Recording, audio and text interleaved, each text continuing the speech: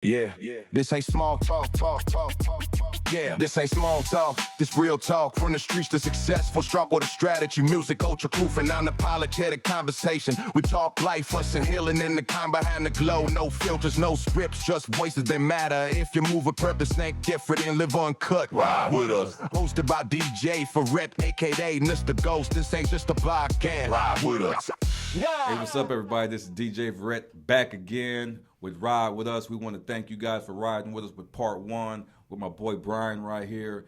And we're going to get kicking with part two. So ride with us. So what's up, man? How you doing, man? I'm good, man. I'm good, DJ. Yeah, off camera, man. We were talking about some real stuff, so we're going to try to bring some of that back. Okay. And we want to make sure our voices sound good. Okay. So now we ended out the first episode, and now we're gonna continue what we was talking about the lifestyle, and now Of the rich and famous. of the rich and famous. Yeah. So now, man. So now we're a little older now. We in the mid '80s. We talked about moms. We talked about grandpops. We talked about the tracks. There's some tracks over here in Inglewood that people don't know It's about. actually the borderline of Inglewood and Westchester, considered LA. and that's it right there. So we are from Manchester and Belanca, and next to us is the train tracks. You're right, the next block. So tell us about that. Lived on the railroad tracks, getting high, hustling, to get high. And that's the way it was, That's when I met Rico, and Rico was a good man. He took care of me, man. When I first became homeless, I was on Century on La Cienega, right by the AMPM. Bad area. But I made it, but it got really bad got hot with the police. Yeah, let me cut in real quick, man.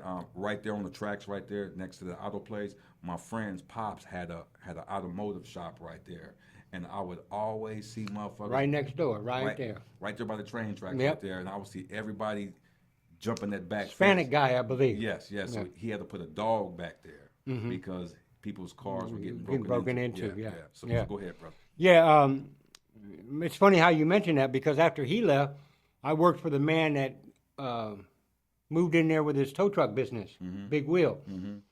So it's funny how you mention that, and that's in the middle of me using and living on the railroad tracks. I was actually doing work for somebody, tow truck driving, washing cars, detailing cars, all that. So right now, I call it a good experience that I've had. I got a lot of wisdom, a lot of advice to give people. Now, what is life like now? Are you still getting loaded? What's No, going I'm on? clean. I'm still homeless, but I'm clean, and it is what it is. Still, you just don't use drugs. One thing that It's hard because it's around, and there's a lot of people that get high still, but it makes me stronger. One thing that I hear a lot because I was on KTLA Channel 5 a couple of weeks ago, and Used to watch that news. Me and my mom. and Michael Ullman and Courtney Friel, they asked me a question. They said the work that you do on Skid Row, a lot of people at home who watch this, and there's going to be a lot of people who's going to listen to this and also maybe see this, they're going to ask questions. The questions that I always hear is, they don't want help. What do you say to that? Well, it's not that they don't want help. They're not. They'll. We're gonna say I. Okay, yeah. For me, I didn't. It's not that I didn't want help. I wasn't ready to have the help. I wanted the drugs more than I wanted the help. So it's not about wanting. Oh, I don't want no help. I'm fine. It's just a saying.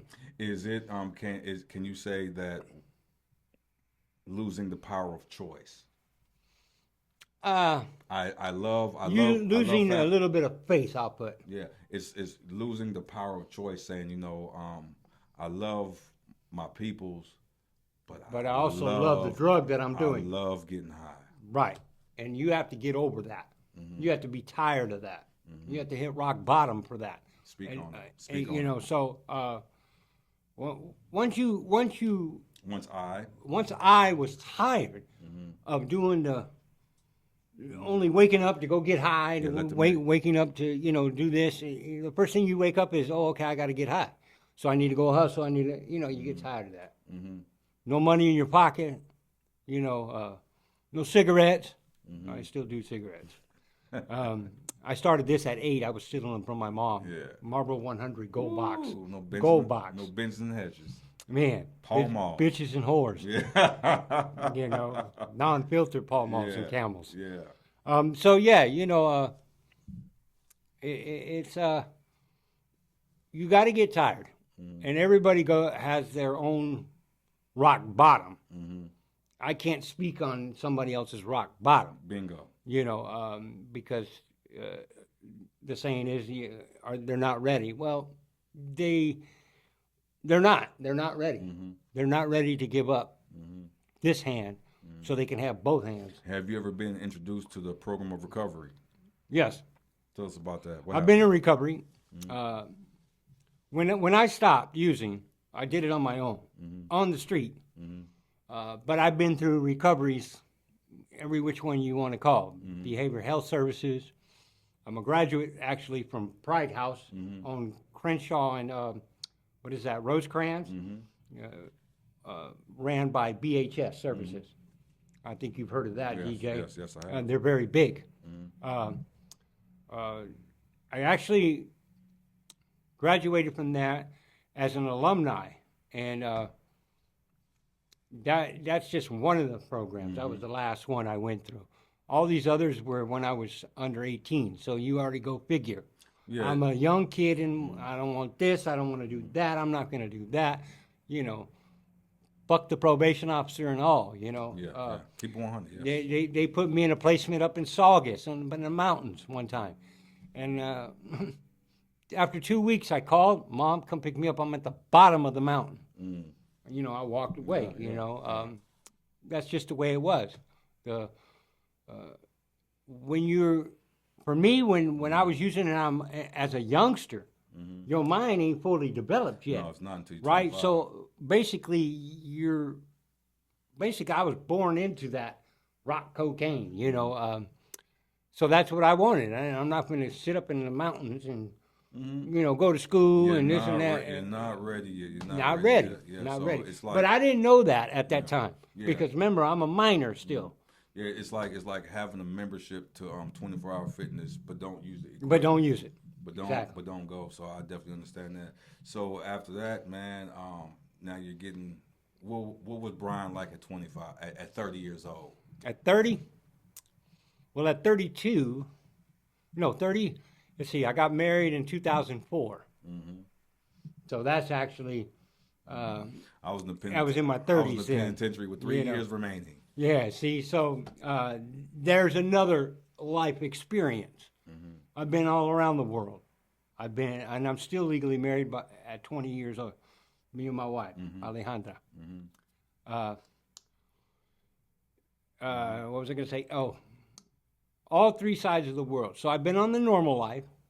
I've been on the drug life, which I call the game. Because if you say drug life, there's all kinds of stuff that go behind that. So you got to say whatever you want to say it, but I call it the game. Yeah, it's the game, yeah. Whether it's gang banging, drug dealing, drug using, committing crimes, that's that. And then I've been on the marriage life. So that changed a little bit. My life changed a little bit. I had 3 kids and 5 grandbabies. So in my 30s, and that's what it was. It was all about being married and going with my wife and doing things and raising my kids. Yeah, it's something else. It's this lifestyle, this game. It'll haunt you if you're not careful. You need to have a lot of experience in life, and if you're using, then you already know how to be a normal because you weren't born using. Most people. Let me ask you a question. A lot of people are going to ask too is about being homeless. You have that experience. I have that experience. I wish that on nobody, by the way. Tell them what it's like. It's rough. It's rough. I mean, It's death or it's life or death, if you really think about it. Because if you say something wrong to somebody, you don't know how that person's going to act, you know. Or if they say something to you, or they steal something from you, then you know things happen, you know. But it's rough. It's rough. Yeah. So, Yeah, I don't wish that on anybody to be homeless. yeah, it's like when it rained hard, what do you do? I find a place that either it's a awning at a 7-Eleven plaza, you know, where you don't get wet. Most of the time when it rains, I'm out hustling anyway. You know, I don't sit in my spot where I sleep. That's for sleep, and I still get up at 6 in the morning and go do what I got to do. But what about your belongings in your spot? You just hope nobody goes in there and steals them. It's a community. It's a community, but it's not a community, because if you're in there stealing somebody else's homeless stuff, then then there's the respect level thing. Yeah, you know, Skid Row is one of the biggest homeless encampments in Los Angeles Yes, County. it is. And I'm down there every other Sunday. Actually, we're going down there tomorrow, and it's a different community down there. Yeah. You know, when I go down there, they like, hey, DJ, and it's like, you know, show me nothing but love. But don't go inside nobody else's tent. No, that's anywhere you're homeless. At least for me, you know, other people actually, when they go in and steal other homeless people's stuff, that obviously their mind ain't right, and they don't have the respect for anything. How low can you go? Yeah. You know, and like I said, it's life or death. You go into somebody's tent and take their stuff, and they catch you or no, you don't know. You could be dead the next morning. Yeah. Give us, and you know, give everybody who's going, give them a verbal picture of what a day looks like being homeless. Okay, a verbal picture. I wake up in the morning. I get out of bed. I walk away from my sleep area. The first thing I do is I go start recycling to make money. Or it could be, lately it's been getting up in the morning. I get up naturally between 4:30, breakfast time, 4:30 or 6 in the morning. And I'm gone all day, you know, recycling, hustling, whether it's standing up at 7-Eleven and opening the door for customers, you know, and being professional and polite as can be as a homeless person. Trying to get that next meal. You know, a meal at Jack in the Box is $12 now. You know, sometimes you may not make that money during the day. You know, you think about a lot of stuff. You know, I think about, okay, it's almost that time. And when I start saying it's almost that time, that means I'm tired of the homeless deal. So things are going to start changing. But that's my everyday.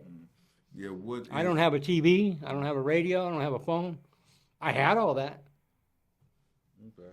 But, you know, that's it. That's just the way it goes. On the daily with recycling, how much do you usually make recycling?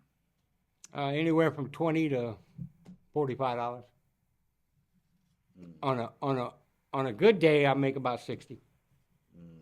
Never mind the panhandling or the people give you money when you're not expecting it. Those are called blessings, by the way. Yeah, another question that people may have is about when you recycle, is it territorial? In some places, yeah. It could be. No, it is. I won't say it could be. It is territorial. That's my alley. That's mine, and you can't go in that dumpster. And that, yeah, it is like that. In certain places, it isn't, because you got to know certain people. That's just the truth. But even for me, I've secured my places where nobody can go in the business. They will stop you. I'm the only, you know, and that's from earning it and asking them, hey, may I go in there and recycle? And then I'm secured. So I have secure spots where I can just go pick up a recycle, and I got money. Okay, no, it's gonna be, you know, because I'm thinking about when people hear this, they're gonna be thinking, if you do all that, well, how come you just don't get a real job? That's coming. I'll be honest with you, that's coming. But I've had 2 businesses. My own, I'm the owner. I've worked a lot. I worked for 76 Refinery, running the 50-gallon barrel oil. You know, I've done a lot of things in life.